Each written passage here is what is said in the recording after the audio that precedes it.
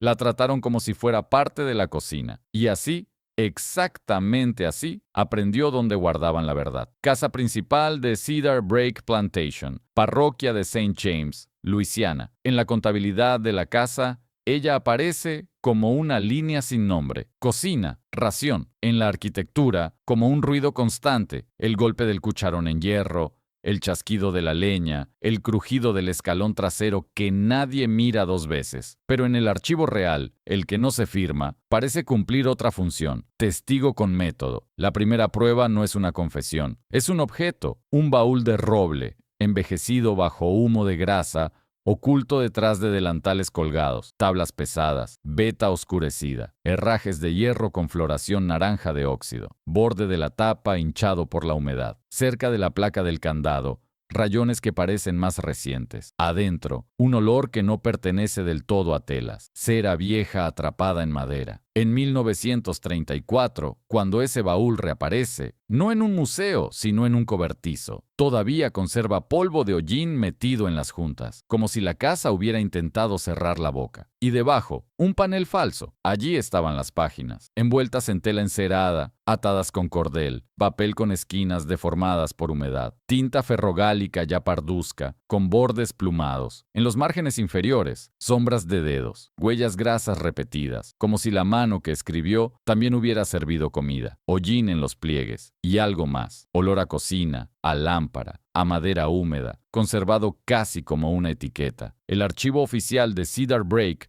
decía que todo estaba contabilizado. Las páginas escondidas apuntan a otra cosa: comidas extra, visitas selladas y 3 nombres que después desaparecen de las listas. La pregunta que abre el caso no necesita adornos. Si los libros de la casa afirmaban que todo estaba en orden, ¿por qué estas páginas registran raciones de más, hombres sin registro y 3 nombres borrados del papel? Pausa. Una plantación no se sostiene solo con látigos y leyes, también se sostiene con rutinas, con inventarios, con el hábito de escribir lo normal y omitir lo inconveniente. En Cedar Break, la cocina no era un lugar para discursos, era un lugar para cantidades. Harina, manteca, aceite de lámpara. Ahí un error podía delatar un cuerpo de más o un secreto. La cocinera, en estas páginas, a veces solo yo, a veces un nombre que aparece tarde, entiende pronto algo decisivo. Su invisibilidad funciona como permiso. Los hombres importantes la miran sin verla. Las puertas se abren para el café y quedan abiertas un segundo más de lo prudente. En esa fracción se filtran frases. El manuscrito no empieza con una teoría. Empieza con una lista. Hoja suelta, borde chamuscado. Harina baja antes del sábado.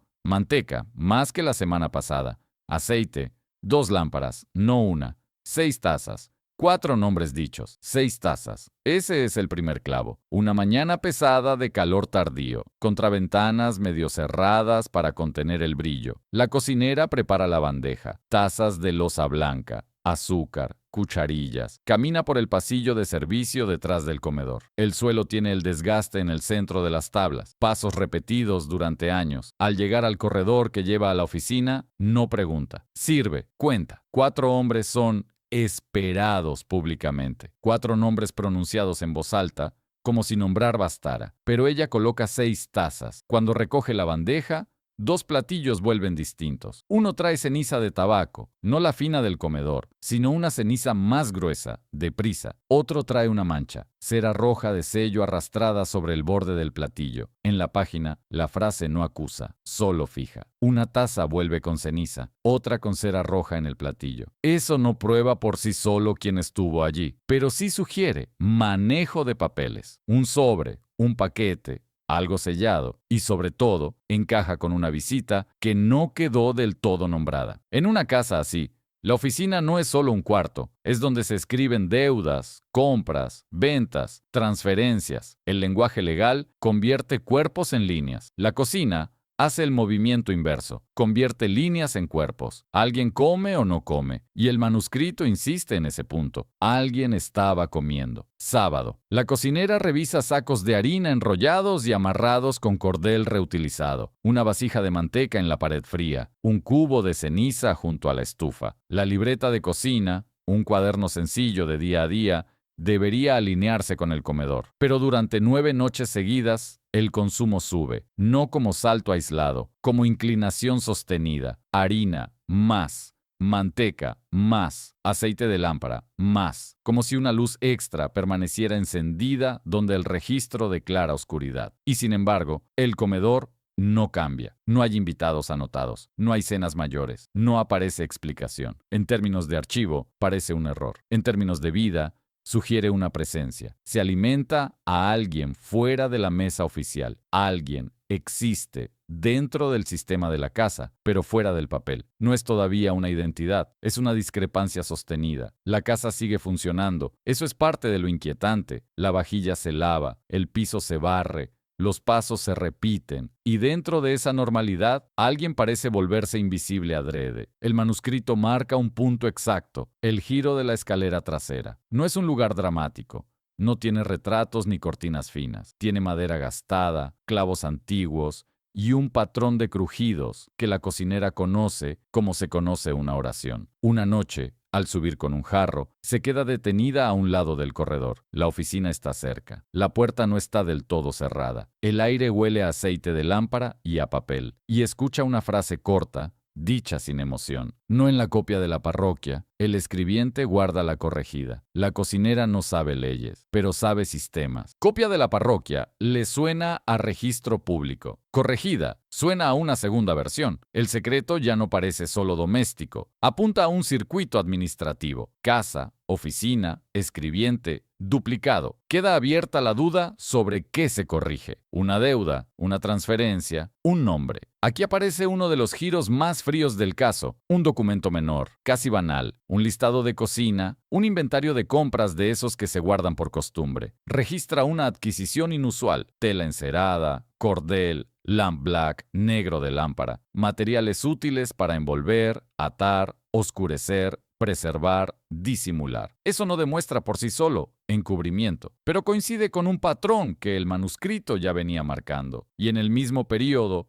el libro formal afirma: gasto doméstico reducido, tela encerada, 2 yardas, cordel, un rollo, negro de lámpara, extra. Misma semana que gasto doméstico reducido. La combinación es difícil de ignorar. Se declara austeridad, pero se compran materiales que sugieren preparación, de embalaje, de ocultamiento o de manejo discreto de objetos y papeles. Todavía no sabemos cuál, pero el manuscrito empieza a comportarse como un índice. Cuando sube la harina, aparece la cera. Cuando entra tela encerada, aparece el rumor de un registro corregido. La cocina registra la forma en que el poder se mueve. Pausa. Hasta entonces, las anomalías eran cantidades. Esa semana aparece una ausencia con nombre. Mina no llamada al desayuno después del martes. Baúl fuera antes del amanecer. En el libro oficial, en cambio, la frase es limpia. Personal doméstico retenido y presente al conteo de la hacienda. 2 versiones en papel, difíciles de conciliar. La cocinera no describe violencia. No necesita hacerlo. La desaparición ya altera todo el sistema de lectura. En una casa donde cada mano tiene función, no ser llamada al desayuno puede no parecer gran cosa desde fuera, pero dentro de la rutina puede marcar una remoción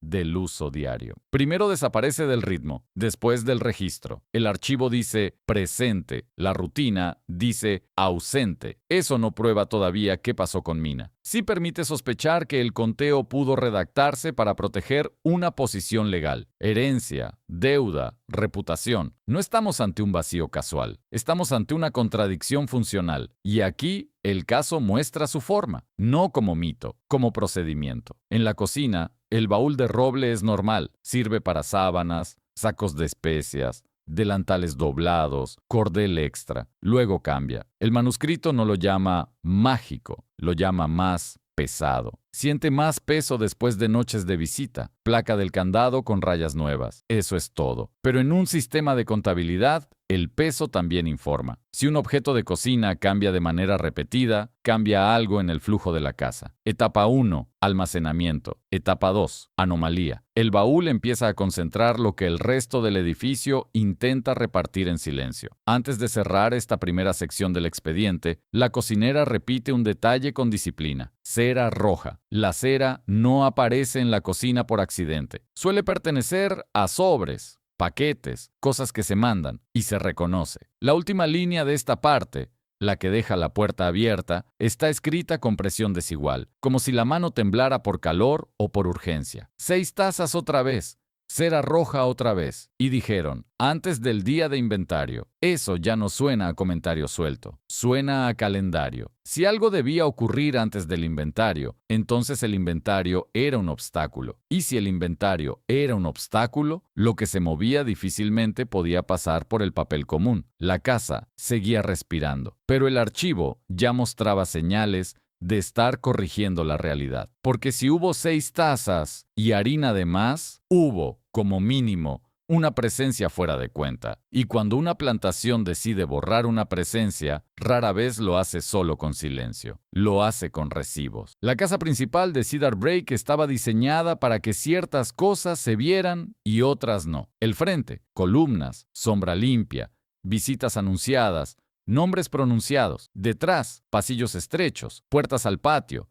escalones con el centro gastado. El sistema de servicio. Ahí, una plantación se decía la verdad a sí misma. La cocinera aprendió la geometría del lugar por necesidad. Cada recorrido era repetición. Cocina, a despensa, a pasillo, de servicio, a corredor trasero, a escalera. La madera respondía con sonidos fijos. Un crujido en el tercer escalón. Un golpe seco frente a la pared donde el yeso estaba débil. Una bisagra que raspaba siempre igual. Cuando algo cambiaba en esa música, no parecía casualidad. Parecía intervención. Esa semana, la de las 6 tazas, la cera roja y la tela encerada, el pasillo trasero no llevó solo café, llevó movimiento. La despensa tenía una puerta al porche del costado. No era puerta de visitas, era puerta de cajas, sacos, cubos, de lo que entra sin ceremonia. Una tarde, la dejó entreabierta mientras ordenaba clavos de olor en un cajón donde faltaba una lata. El aire traía caña dulce mezclada con ceniza mojada. La humedad hinchaba apenas la tapa del baúl de roble. Entonces,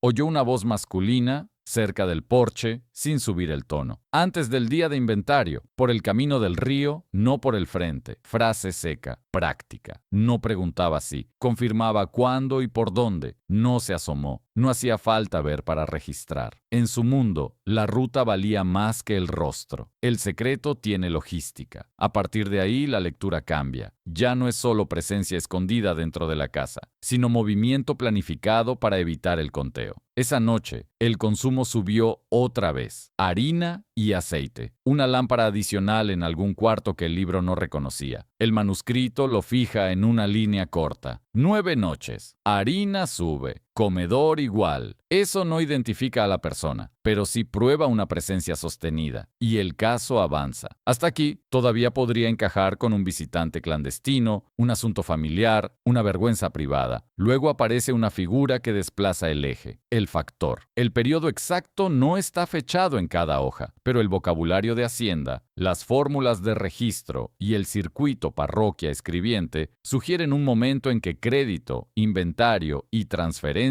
convivían en el mismo lenguaje administrativo de plantación. En ese marco, el factor no era un sirviente, era intermediación, crédito, cobro, presión a distancia. Un hombre que no necesitaba vivir en la casa para influir en ella. Las páginas de la cocinera registran un patrón: visitas tarde, misma bota en el barro. Después de cada visita, paquete sellado sale. No hay dramatismo, hay repetición. Y la repetición sugiere arreglo, no capricho. Todavía no sabemos qué se paga, pero ya se ve una mecánica. Visitas nocturnas, paquete sellado, salida discreta. La deuda no aparece escrita en sus páginas, aparece en la conducta de la casa, en las rutas, en los horarios, en lo que se manda, sin pasar por el frente. Esa misma semana, el baúl de roble deja de ser mueble de cocina y pasa a ser contenedor. En el manuscrito, el cambio vuelve a ser físico. El baúl pesa más, placa del candado rayada nueva, rayas nuevas en una placa vieja, prisa,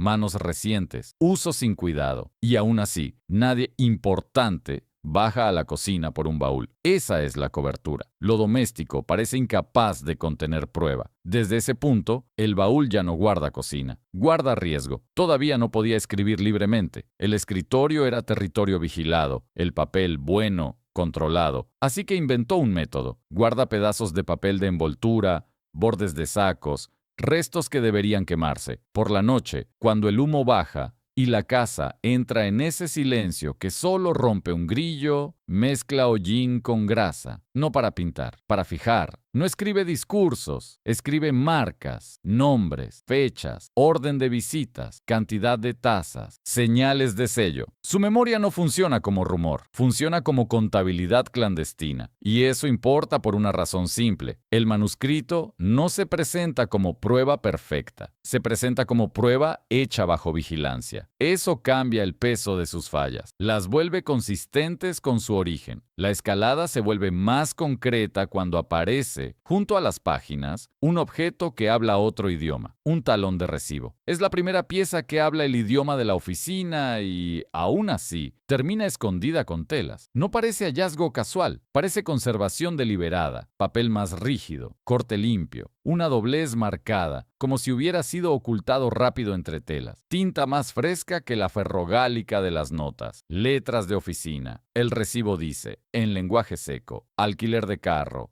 viaje nocturno. Y ahí aparece una fricción clave. El cargo está anotado como gasto del hogar, pero según el manuscrito no aparece en el libro de la caballeriza. No hay salida normal, no hay caballo asignado, no hay ruta asentada, solo pago, solo movimiento. Ya no es solo sospecha por comida extra. Hay un rastro de transporte nocturno pagado y desanclado de la contabilidad habitual. Todavía no sabemos quién era, pero ya sabemos que hubo una salida nocturna pagada. La cocina vuelve a ser filtro de verdad, no por teoría, sino por cruce de señales, consumo, cera, recibo, horario. Si el carro se paga, alguien lo autoriza. Si sale de noche, alguien teme el día. El manuscrito no describe una captura, no describe gritos. Describe una cosa más fría, la mañana. En una casa con jerarquía, el desayuno no es solo comida, es lista. Se llama a quien existe en la rutina. Se omite a quien deja de contar. Mina no llamada, baúl movido antes del amanecer. La combinación importa más que cada línea por separado. Un nombre que se apaga, un objeto que se desplaza, todo antes del inventario. El amanecer aparece aquí como borde operativo. Después de ese punto, empieza el mundo que puede contar, preguntar, registrar. Antes de ese borde, todavía se puede mover. La desaparición y el movimiento del baúl quedan atados al calendario, no como escena, como procedimiento. Otra noche, otra bandeja, otra puerta que no cierra del todo. La frase vuelve, casi idéntica. El escribiente guarda la corregida. Ahora suena distinto. Ya están la harina, la cera roja, el recibo del carro, la ruta del río, el horario antes del inventario. Con ese patrón acumulado, la frase deja de ser sospecha suelta y funciona como bisagra. Hay dos mundos de papel, el que se muestra y el que corrige. No hace falta repetir la tesis más de una vez. Aquí basta con la mecánica. Casa, paquete, escribiente, copia, conteo, humedad de tormenta hinchando madera, humo de lámpara espeso después del anochecer, el crujido del escalón trasero y a distancia, el sonido que ella no escribe como carro, sino como ritmo, golpes de rueda en tierra apretada. Se detiene, no entra por el frente, no hay ceremonia, no hay nombre, solo movimiento. El sistema se prepara para el inventario como si preparara una declaración. Ordena superficies, corrige copias, mueve lo que no debe quedar a la vista, y en medio de eso, la cocina sostiene el registro más peligroso. No porque sea legal, porque coincide. 6 tazas, 4 nombres, una ruta trasera, un carro nocturno, un nombre que deja de ser llamado antes del amanecer. La casa no oculta solo personas, oculta la secuencia de su movimiento. En Cedar Break, la oficina no era grande, era estrecha, con una ventana al porche lateral y una luz inclinada que cambiaba con el clima. Amarilla en verano, gris en tormenta. Una mesa pesada, un tintero, un sello, un armario bajo llave. No hacía falta cerrarla con fuerza. Bastaba con cerrar el mundo que la rodeaba. La cocina conocía el sonido de esa puerta mejor que nadie. Un raspado leve en la bisagra inferior, un clic seco al asentarse. Cada vez que ese sonido volvía después de la cena, algo quedaba fijado en papel. Y esa semana, la de las 9 noches, la harina extra y el recibo nocturno, se repitió más de lo habitual. El manuscrito vuelve a la escena de las tazas, pero añade un detalle que no aparecía en la primera lectura. 6 tazas, 4 nombres. Tercer paso no arrastra igual. No describe un rostro, describe un sonido. La cocinera distinguía a las personas por la forma en que la casa crujía bajo ellas. Este tercer paso no arrastraba el talón como el del factor habitual. No golpeaba firme como el del amo. Era más ligero, pero no inseguro. Eso no identifica al visitante, pero sí sugiere una presencia no habitual y al mismo tiempo nada improvisada. Cuando recoge la bandeja, la cera roja vuelve a aparecer. Esta vez, el manuscrito agrega una línea corta. Sello rehecho, cera sobre cera, un sello abierto y vuelto a cerrar. La lectura más probable es intervención documental. Algo fue abierto, revisado y sellado de nuevo. Si esa lectura es correcta, la oficina no solo enviaba papeles, también los ajustaba. La distinción importa. Una cosa es corregir antes de registrar, otra, registrar y luego alterar lo que queda visible. En las páginas escondidas, hay un pasaje más técnico, casi seco, como si la cocinera supiera que algún día alguien necesitaría precisión. Dicen que hay 2, el de mostrar y el que guarda el escribiente. No menciona parroquia por nombre, no menciona oficina pública, pero la estructura apunta a un duplicado. Décadas más tarde, y eso aparecerá en el archivo de 1934, surgirá una copia de sucesión con una línea sobrescrita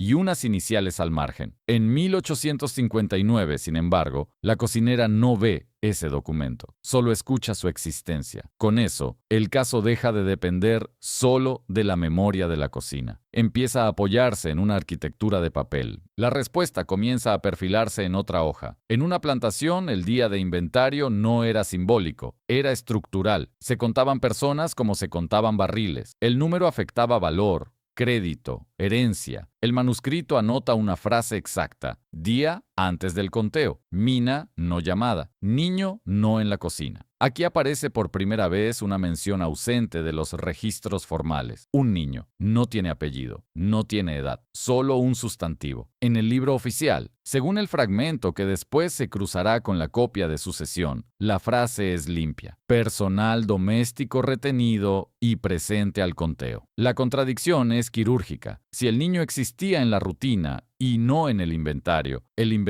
deja de funcionar como fotografía de la realidad. Funciona como instrumento. Eso no permite aún fijar la motivación exacta. Sí encaja con una intervención orientada a preservar valor, reputación o continuidad legal. La cocina no responde, señala el hueco. El talón de alquiler de carro, viaje nocturno, no estaba solo. Llevaba una marca lateral, una muesca pequeña, como si hubiese sido arrancado con prisa de un talonario mayor. La cocinera no tenía acceso al libro de la caballeriza, pero conocía el sonido de una salida regular. Preparación antes del atardecer, voces claras, caballos ensillados a la vista. Esa noche, el sonido fue distinto. Rueda ya en patio antes de oír caballo. Primero la rueda, después el caballo. La secuencia sugiere llegada externa, un carro contratado, no uno preparado dentro de la rutina habitual de la casa. Compatible con eso, el registro visible no muestra salida normal de caballeriza. La plantación, al menos esa noche, parece haber usado un canal de transporte menos integrado a sus propios libros. La respuesta se acerca al escritorio. La cocinera describe algo que, en apariencia, no debería importar a nadie, y sin embargo, importa. Tinta más fresca en margen, presión fuerte en inicial. No habla de párrafos, habla de presión de pluma. La observación no prueba por sí sola qué se escribió, pero apunta a una intervención, refuerzo, añadido, corrección o énfasis sobre una marca ya existente. La distinción importa. Si hubo ajuste, no parece torpe, parece cuidadoso. El sistema legal del sur no era improvisado, era meticuloso. Si se iba a borrar algo, convenía hacerlo sin dejar vacío evidente. Si se iba a sostener una versión, convenía sostener también su apariencia de continuidad. Eso vuelve más relevante el total que el nombre. Un número puede proteger crédito aunque una persona ya no esté en la rutina. A partir de aquí, el baúl ya no guarda solo cosas, guarda secuencia. El manuscrito menciona por primera vez el panel, tabla suelta abajo. No suena igual al golpear. La cocinera no tenía herramientas finas, pero sí oído y mano para distinguir madera sólida de madera hueca. El panel falso no parece obra suya. Ya estaba allí. Tal vez para plata, tal vez para documentos, tal vez para usos anteriores que el manuscrito no alcanza a explicar. Ella lo convierte en archivo. Las páginas, envueltas en tela encerada, la misma comprada esa semana, quedan debajo, junto a 2 recibos doblados. Es una decisión crucial. La evidencia sobrevive porque termina en el espacio que el sistema desprecia, no en la oficina, no en el armario bajo llave, no en el libro correcto, abajo, en lo doméstico. En la última hoja de esta sección, aparece una frase que no describe acción, sino dirección. Por el río, no por la iglesia. La frase admite varias lecturas, pero una oposición se vuelve clara. Iglesia sugiere visibilidad, nombres pronunciados, comunidad, registro. Río sugiere tránsito, comercio, intermediarios, movimiento. Eso no identifica destino, sí define el tipo de salida. No era una ruta pensada para ser vista. El manuscrito no sigue el carro, no puede. Su mundo termina en el patio, y ahí está precisamente su fuerza. No inventa lo que no vio, registra lo que oyó, contó y volvió a contar. No fue una sola anomalía, fue una secuencia. Consumo sostenido,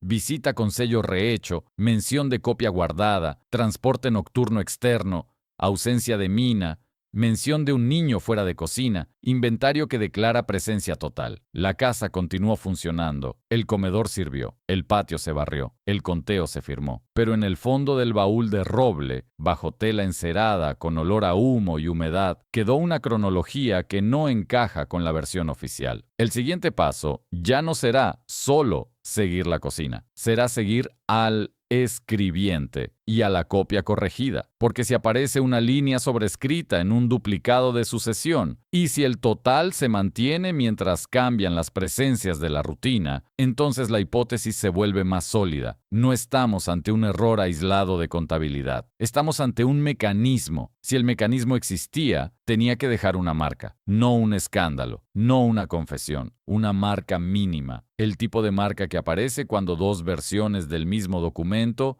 intentan coexistir. La cocinera nunca vio la copia corregida, pero dejó una frase que funciona como coordenada, no en la de mostrar. El escribiente guarda otra. Décadas más tarde, cuando el baúl de roble reaparece en 1934, esa frase permite cruzar 2 mundos, la cocina y el archivo. Pero en 1859, todo ocurre en silencio. El inventario no era un acto ceremonial, era cálculo. Se contaban herramientas, barriles, animales y personas. La mañana llegó con humedad baja y luz dura, contraventanas abiertas lo justo, el comedor dispuesto como cualquier otro día, platos ya puestos, una silla arrastrada con cuidado, papel sobre mesa. El manuscrito registra una escena seca. Llaman nombres, responden voces, mina no llamada, niño no visto. No hay protesta descrita, no hay escena, solo una ausencia donde debería entrar una voz y una pausa, breve, pero visible para quien vive de contar ritmos. El documento oficial, en contraste, según la transcripción posterior hallada en el duplicado de sucesión, afirma: personal doméstico retenido y presente al conteo de la hacienda. La frase es amplia, no enumera. Eso ya es una decisión. La cocina registra ausencia específica. El inventario afirma continuidad general. La casa necesitaba que el número total no descendiera en ese momento. El valor de la hacienda dependía de ello. Eso no identifica todavía quién diseñó la corrección, pero sí demuestra una continuidad fabricada en el punto exacto del conteo. Las páginas mencionan otra secuencia. Visita tarde. Sobresellado, sale después. Día siguiente, menos ruido en pasillo. El patrón sugiere sincronización. Visita, envío, silencio. En el sur de 1859, el crédito sobre cosechas futuras era común. Si la cosecha fallaba o el precio bajaba, la garantía podía desplazarse hacia lo que tuviera valor contable. El manuscrito no usa esa palabra, pero el calendario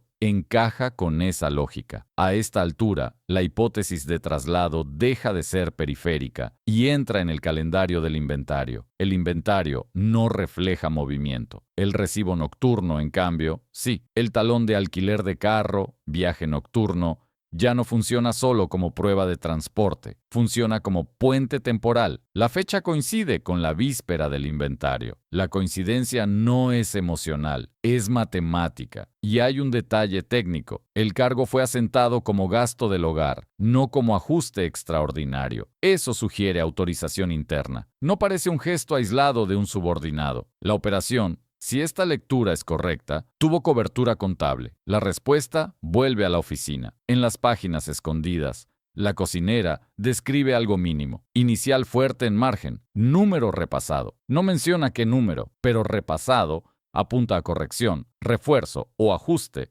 sobre una marca previa. Años después, esto pertenece al eco posterior, pero ya se perfila, aparecerá un duplicado de sucesión con una línea sobrescrita y unas iniciales pequeñas al margen. La coincidencia entre inicial fuerte y margen marcado no prueba por sí sola autoría, pero sí prueba una misma clase de intervención. Y eso importa, porque el caso deja de apoyarse solo en raciones, sonidos y rutas. Ahora entra en una zona donde cocina y archivo empiezan a alinearse. La alteración no habría quedado solo en la casa. Habría pasado, al menos en parte, a una copia administrativa. Eso no identifica al beneficiario final, pero sí demuestra que la continuidad fue formalizada. Hasta ahora, Mina tiene nombre, el niño no. La diferencia importa. El manuscrito lo menciona una vez, sin detalle. Niño no en cocina. Después, no vuelve a nombrarlo. En los registros oficiales posteriores, lista parroquial y rollos laborales tras emancipación, no aparece,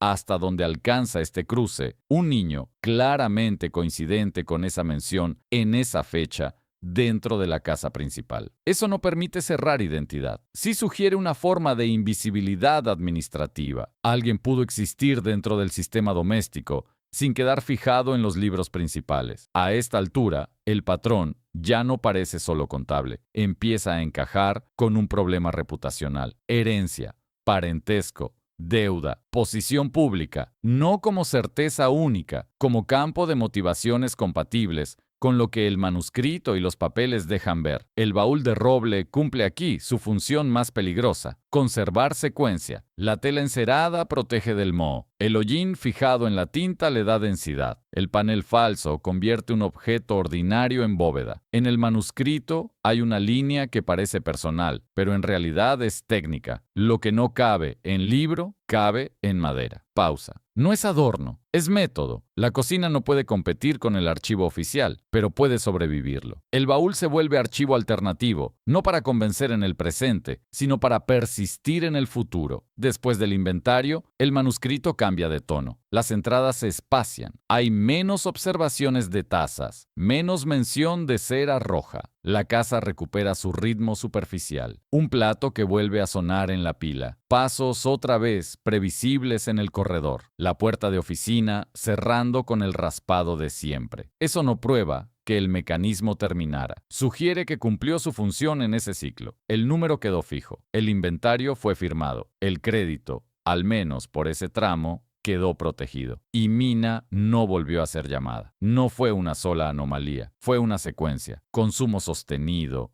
visita con sobresellado, recibo nocturno, ausencia antes del conteo, margen intervenido, continuidad declarada. El patrón no parece accidente, parece procedimiento. La casa mantuvo apariencia de estabilidad mientras realizaba, al menos, una operación fuera del libro antes del conteo oficial. Eso explica la comida extra, explica el transporte nocturno, explica la doble vía de papel. Todavía no explica, con nombre propio, quién fue protegido por esa continuidad falsa, pero reduce el campo, porque en una plantación, sostener el total no protege solo valor económico, puede proteger posición social, crédito y una versión pública de la familia. La cocina ya mostró que el sistema miente. El recibo mostró movimiento. La frase sobre el escribiente mostró duplicado. El margen repasado sugiere formalización. En la parte 5, el expediente deja de concentrarse en el traslado y se acerca al motivo, no para resolverlo de golpe, para estrecharlo. Y aparece el detalle que cambia el eje del caso, una mención tardía, añadida con otra mano, que sugiere que la dueña de la casa quizá no veía la misma versión del libro que el amo y el factor. Porque cuando dos versiones de la verdad circulan dentro del mismo techo, no todos los que viven allí saben lo mismo. Y a veces, el silencio más significativo no es el del archivo, es el del comedor. Hay un punto en cualquier expediente donde el misterio deja de ser qué ocurrió y pasa a ser quién estaba autorizado a saberlo. En Cedar Break, ese punto no aparece en un interrogatorio, aparece en un detalle material. Dos escrituras sobre el mismo relato. La cocinera escribió como podía, tinta improvisada, presión desigual, papel de envoltura guardado en silencio. Y años después, cuando ya era una mujer libre, parte del relato fue dictado para que otra mano lo copiara en limpio. Pausa. Eso no es un defecto, es el rastro de supervivencia. También es el lugar donde muchos archivos intentan desacreditar testigos. Dos manos se vuelve inconsistencia. Pero el manuscrito deja claro el procedimiento. Yo digo, ella escribe, mis palabras quedan, su mano es más limpia. La frase es seca, práctica, y funciona como puente entre 1859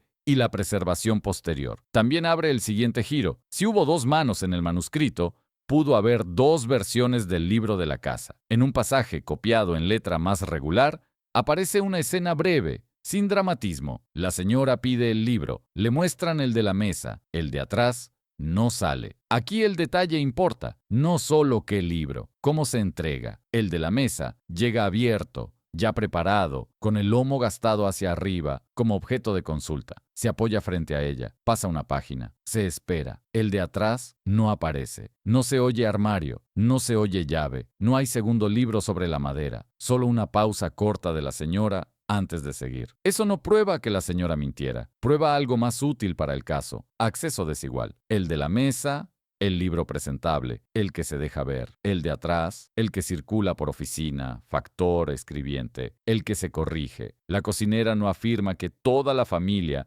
compartiera el mismo nivel de conocimiento. Afirma una distribución, un circuito controlado por pocos. Amo, factor, escribiente. Con eso, el caso deja de ser solo traslado fuera del libro. Pasa a ser jerarquía interna del conocimiento. El niño vuelve a aparecer, pero de forma indirecta. No como nombre completo, como ausencia sistemática. Niño visto solo de noche. No se sienta, no se nombra, pausa. ¿Eso importa? No es una gran escena, es una técnica. Existir sin nombre público dentro de una plantación puede encajar con varios escenarios. Dependencia oculta, vínculo no reconocido, cuerpo reservado a transacción, parentesco que no debe entrar al registro. El manuscrito no concluye. Describe el método, no nombrar. Eso no prueba parentesco, pero sí prueba una técnica de invisibilidad. El caso, a esta altura, se parece menos a un borrado posterior y más a un borrado preventivo. No se borra después, se evita escribir desde el principio. Aquí el miedo no es solo físico, es administrativo. La posibilidad de que alguien esté vivo y aún así no exista para la ley. El manuscrito registra que la libreta diaria de cocina,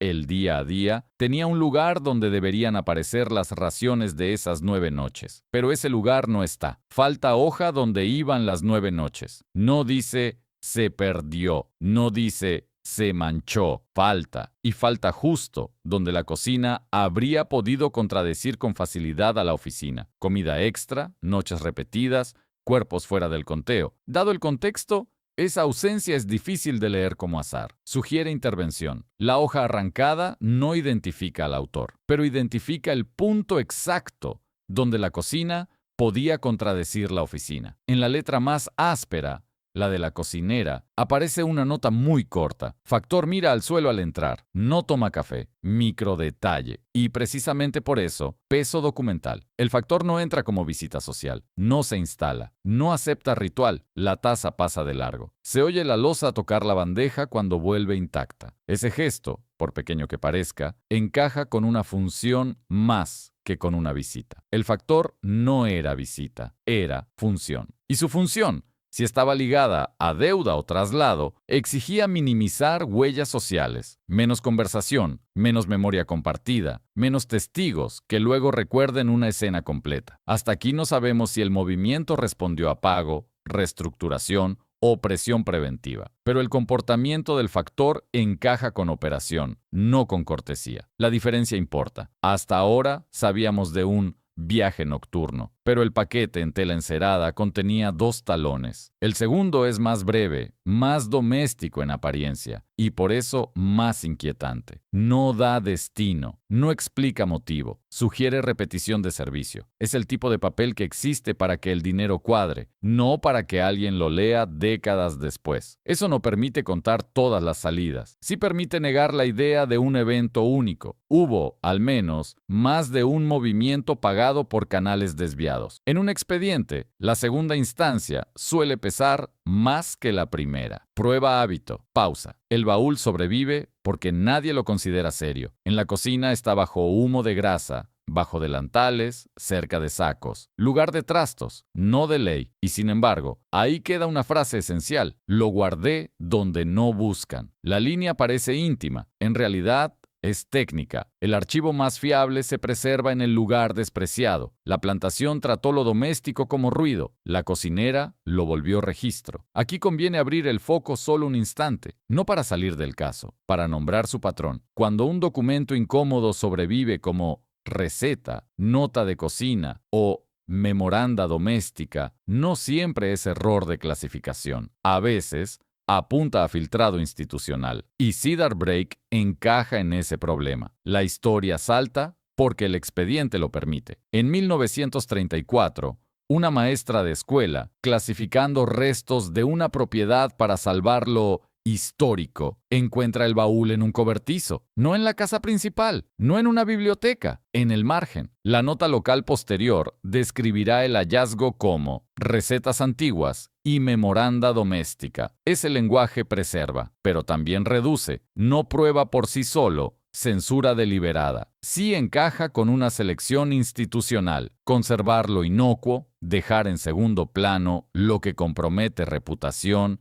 parentesco o crédito. La pregunta ya no es solo histórica, es archivística. Pausa. Y eso la vuelve más contemporánea. Hasta aquí, el caso ya tiene estructura. Una operación logística, ruta del río, viajes nocturnos, un circuito de papel, copia de mostrar versus copia corregida. Una contradicción central, presencia en inventario versus ausencia en rutina. Una desaparición con nombre, Mina. Una presencia sin nombre, el niño, una intervención de silencio, página arrancada, un objeto que preserva, baúl de roble, panel falso, tela encerada. No fue una colección de rarezas, fue un sistema. La parte 6 abrirá el archivo de 1934 y mostrará la reacción institucional, cómo se rescata un hallazgo y al mismo tiempo se lo vuelve legible como doméstico. ¿Qué se citó? ¿Qué se omitió? ¿Qué quedó sin voz? Porque el último acto de violencia en este caso no ocurre en 1859. Ocurre cuando alguien decide qué parte del expediente merece ser recordada. En 1934, Cedar Break ya no era una casa en funcionamiento, era un residuo. Lo que queda de una institución cuando cambia la economía no siempre cae de golpe. A veces se vuelve almacén, se vuelve herencia, se vuelve polvo, un lugar donde las cosas se apilan para que el tiempo decida por todos. El cobertizo donde apareció el baúl No era un cuarto histórico, no tenía vitrinas, no tenía etiquetas, tenía madera húmeda, clavos oxidados, cajas sin orden y ese olor de grasa vieja que se queda pegado en los tablones. El baúl de roble, oscurecido por humo antiguo, estaba ahí como un mueble sin valor, hasta que alguien lo abrió. La persona que lo encuentra no es coleccionista profesional, es una maestra de escuela de la parroquia, llamada para separar lo útil de lo viejo antes de que se venda o se queme. El baúl le llama la atención por la placa del candado. Rayones viejos, demasiado precisos para ser desgaste normal, marcas de herramienta. Al levantar la tapa, el olor no es solo madera, es tela encerada atrapada durante décadas en el grano. Bajo sacos y paños endurecidos por grasa, aparece una resistencia mínima, un fondo que no suena igual. Golpea una vez, madera maciza. Golpea al lado, hueco. El panel falso cede con presión lateral y aparece el paquete, tela encerada, cordel, papel deformado por humedad, tinta ferrogálica parda, hollín en los pliegues, huellas grasosas al margen. No es evidencia hecha para exhibirse, es evidencia hecha para sobrevivir. Pausa. El archivo paralelo de la cocina entra al siglo XX no por protección institucional, sino porque nadie lo consideró digno de búsqueda. Ese punto importa. No explica todavía qué hará la institución con el hallazgo, pero explica por qué llegó intacto. En las notas locales que quedan de ese año, un apunte breve en un boletín histórico parroquial, citado después por terceros, el hallazgo se describe con una fórmula segura. Recetas antiguas y memoranda doméstica halladas en un baúl de cocina. La frase, en apariencia neutra, cumple una función. Clasifica, ordena, reduce riesgo. Recetas y memoranda doméstica caben en una vitrina local. Testimonio o prueba abrirían otro problema. La etiqueta doméstica no refuta el contenido, lo desactiva socialmente. Aquí conviene mirar la escena burocrática, no solo la categoría. Papel de boletín fino, tinta pareja, tono de inventario cultural, una línea breve, sin comentarios sobre nombres, sin comentarios sobre recibos, sin comentarios sobre fechas. Se archiva el hallazgo, no se discute su conflicto. Eso no prueba censura teatral, pero encaja con una selección conservadora, preservar lo presentable, dejar sin voz lo que compromete reputación, parentesco o crédito. El manuscrito, según la cadena de custodia que dejan papeles posteriores, fue revisado por más de una persona. Y, sin embargo, lo que circuló fue selectivo. Se citan fragmentos de cocina, medidas, listas, remedios domésticos. Se omiten los fragmentos con estructura de caso. 6 tazas, cera roja, antes del inventario, mina, el niño. La omisión, en ese contexto, apunta a una función más que a un accidente, hacer legible el objeto como cultura, no como acusación. La historia se preserva, el conflicto se enfría. Aquí el expediente cambia de escala. Ya no es solo 1859, es 1934 decidiendo cómo puede hablar 1859. La maestra, o quien tomó nota del hallazgo, difícilmente pasó por alto los talones doblados. No encajan con recetas. Un recibo con lenguaje de transporte, con fecha ligada a víspera de inventario y con naturaleza contable, cargado a cuenta del hogar. Ese tipo de papel no existe para decorar, existe para cuadrar dinero. Con los talones, el manuscrito deja de ser solo memoria y entra en correlación contable. Eso eleva el caso sin volverlo todavía concluyente. No identifica destinatario final, no identifica autor de la orden, pero estrecha el margen de casualidad. La siguiente escena ya no ocurre en cocina ni en cobertizo, ocurre en archivo. En los años 40, un asistente de oficina, secretaría del condado o archivo de duplicados de sucesión revisa copias por rutina, no por interés histórico, por orden. Mesa de trabajo, pila de duplicados, polvo fino en bordes, tinta antigua que ya viró de tono y aparece una copia corregida, una línea sobrescrita en el conteo de domésticos o en un total asociado, con iniciales pequeñas en margen. La materialidad importa, no es una gran tachadura, es una intervención estrecha, tinta apenas distinta, trazo que repasa una cifra, ligero engrosamiento donde la pluma volvió a pasar. La sobrescritura archivada sin comentario confirma presencia de corrección, no su interpretación pública. No se hace anuncio, no se abre investigación. se archiva. Ese gesto mínimo, archivar sin comentario, permite leer una neutralización archivística. La evidencia existe, la consecuencia no. Eso no demuestra por sí solo intención coordinada entre generaciones. Sí muestra una forma de poder institucional, conservar una anomalía sin activar su lectura social. Este es el centro moral de la parte 6, no la violencia explícita, la administración del silencio. En 1859, el baúl es escondite porque nadie lo mira. En 1934,